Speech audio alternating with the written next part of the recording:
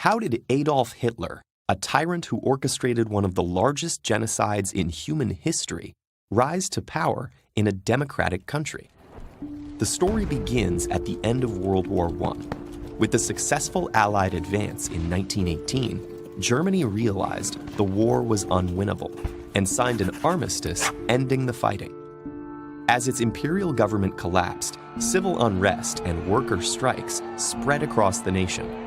Fearing a communist revolution, major parties joined to suppress the uprisings, establishing the parliamentary Weimar Republic. One of the new government's first tasks was implementing the peace treaty imposed by the Allies. In addition to losing over a tenth of its territory and dismantling its army, Germany had to accept full responsibility for the war and pay reparations, debilitating its already weakened economy. All this was seen as a humiliation by many nationalists and veterans. They wrongly believed the war could have been won if the army hadn't been betrayed by politicians and protesters. For Hitler, these views became obsession, and his bigotry and paranoid delusions led him to pin the blame on Jews. His words found resonance in a society with many anti-Semitic people. By this time, hundreds of thousands of Jews had integrated into German society, but many Germans continued to perceive them as outsiders. After World War I, Jewish success led to ungrounded accusations of subversion and war profiteering. It cannot be stressed enough that these conspiracy theories were born out of fear, anger, and bigotry, not fact. Nonetheless, Hitler found success with them.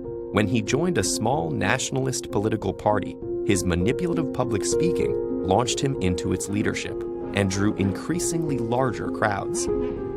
Combining anti-Semitism with populist resentment, the Nazis denounced both communism and capitalism as international Jewish conspiracies to destroy Germany.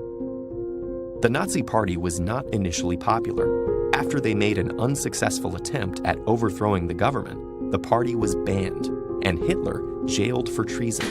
But upon his release about a year later, he immediately began to rebuild the movement. And then in 1929, the Great Depression happened.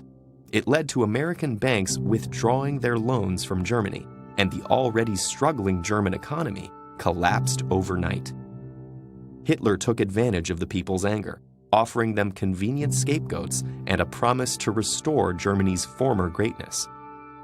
Mainstream parties proved unable to handle the crisis, while left-wing opposition was too fragmented by internal squabbles.